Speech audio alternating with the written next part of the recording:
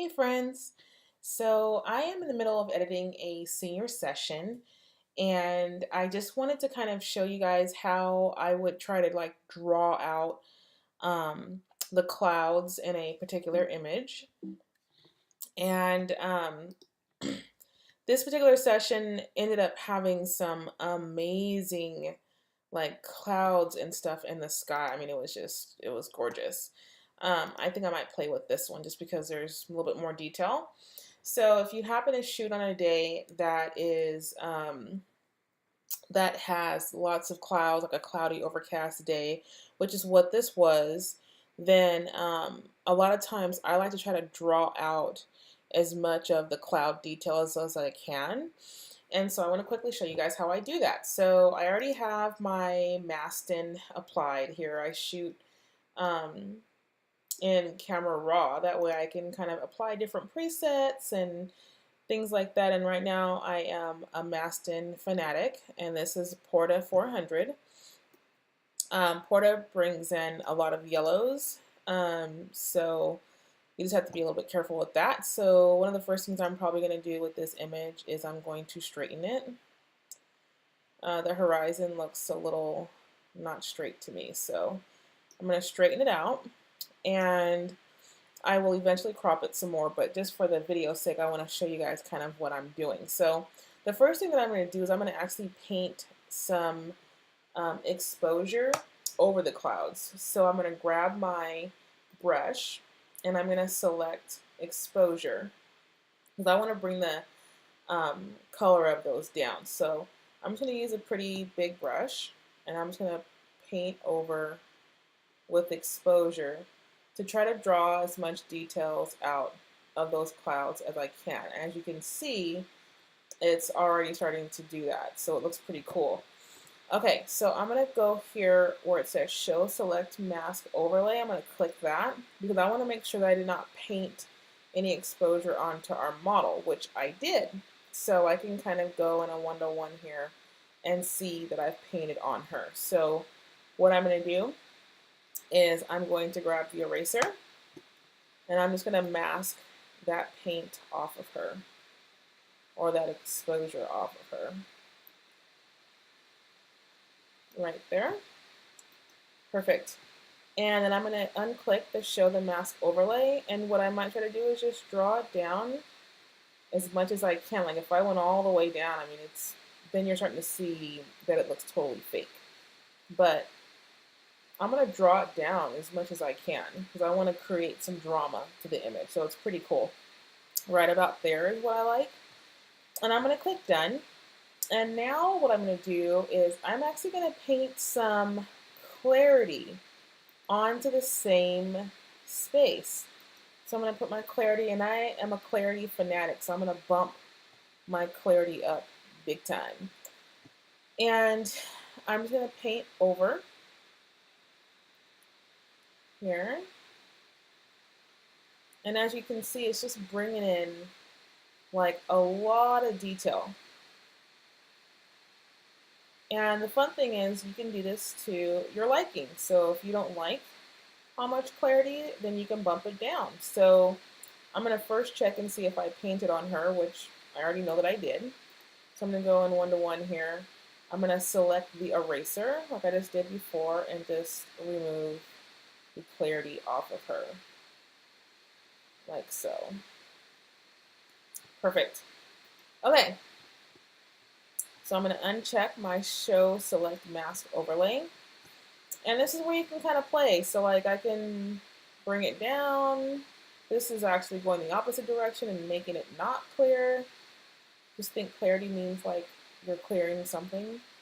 Or I can, that's right where it was initially, and I can just add a tiny bit. I probably wouldn't go to this extreme because it just doesn't look realistic. Maybe about 50%. And to be honest with you, I might go back to my exposure brush, which is here.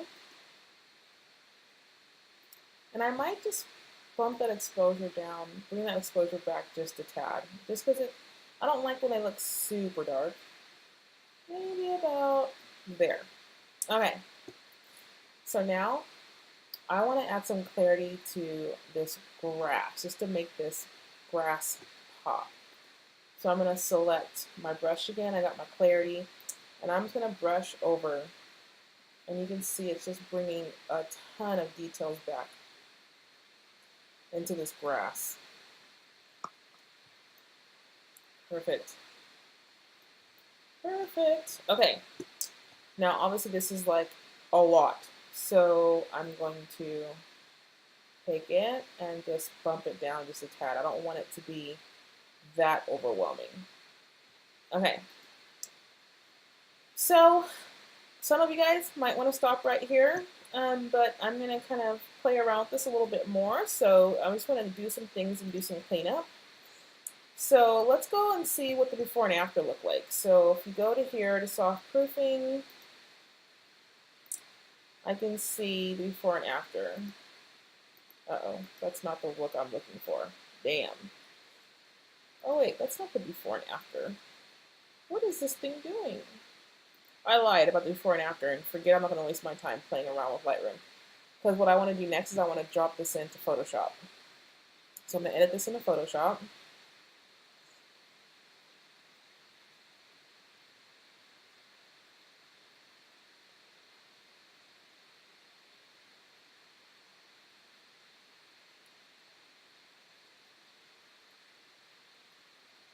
Perfect.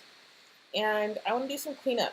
So I'm going to actually zoom in here on this image, and I'm going to drag the sides here. And I want to get rid of some stuff. So I'm going to play around with my peeling brush. Just make it a little bit smaller. And I'm going to see if I can just get rid of some of this in here. Yep. Perfect. I'm kind of just not liking, I don't like how it gave me that though. Let's see if we can get rid of that too. Perfect. And I'm going to scooch over to the houses in here, because I don't want these houses in view either. So I'm going to actually use my clone stamp tool now. And I'm going to just drop the size of this brush quite a bit. And I'm going to take a snapshot of this tree here. And I'm going to, and how you would do this is you would just hit the Alt button. I'm going to hit Alt, and I'm going to take a picture. And now I'm just going to cover this house up with some trees. This might take me a while, but I'm okay with that. I'd rather have this than like orange houses in the background. This feels better to me. So I'll just quickly clean this up here.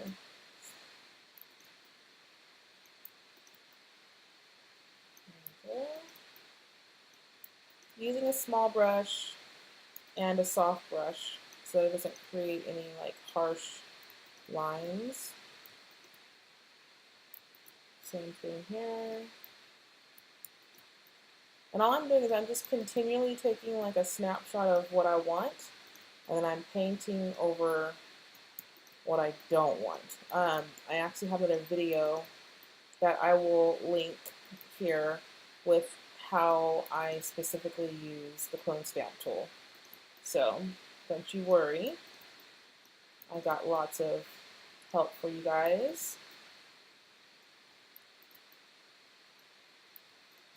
Just want to make this look as realistic as I possibly can before we bring this back into Lightroom. I'm kind of feeling like that's not looking exactly the way I want it, so that's okay though.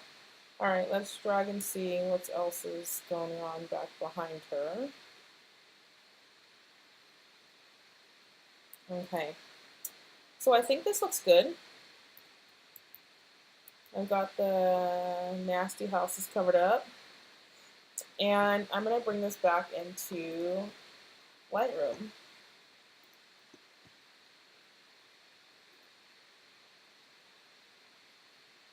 And there it is. Okay, perfect. So for some of you guys that are not, just cannot take a picture being like center focus, like the focal point of the image being in the center, this is where you're gonna crop and you're gonna put this on the rule of thirds.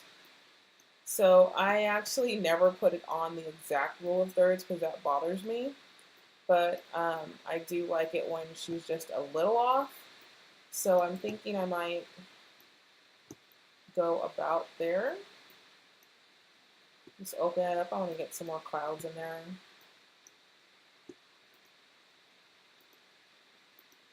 Pretty, pretty. I guess I shouldn't say pretty about my own picture, huh? Is that conceited? Anyways, this is probably about where I would leave this. So I hope that helps with getting some pretty details back into your images. And let me know how you guys like this one.